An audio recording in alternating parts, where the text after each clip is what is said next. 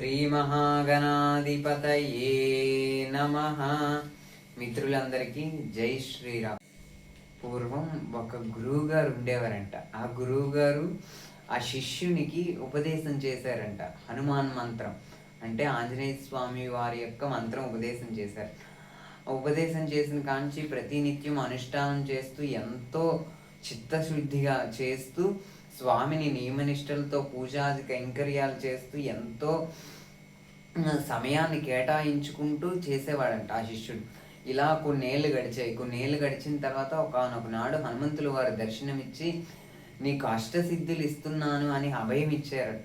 అభయం ఇవ్వగానే ఈ శిష్యుడు వెంటనే పరిగెత్తుకుని వెళ్ళి గురుదేవి దగ్గరికి వెళ్ళి, గురుదేవ నాకు ఇలా హనుమంతుల వారు ప్రత్యక్షమయ్యారు, అష్టసిద్ధులు ఇచ్చారు అని అనగానే ఆయన చాచిపెట్టి లంపకే కొడతారని. ఎందుకోసం? నువ్వైతే నాకు వరం ఇచ్చారని చెప్పా కానీ ఎవరికి చెప్పకే, ఈ ప్రపంచం ఉంది చూడు, నీకు శక్తులు ఉన్నాయి, నీకు స్వామి దర్శనం ఇచ్చారు అంటే వెక్కిలిగా నవ్వుతూ ఉంటారు, నీకు ఇంకోటి వరం వచ్చింది, ఆ వరం దుర్వినియోగం చేయకూడదు. నేను ఉపదేశం చేశాను ఎందుకోసం అంటే నువ్వు ఈ స్వామి యొక్క దర్శనం గురించి తాపత్రయపడుతూ ఉన్నావు, అందువలనే నీకు ఉపదేశం చేశాను అని అంటారు. అలాంటి మహానుభావుడే స్వామి ఆనంద్ మహారాజ్.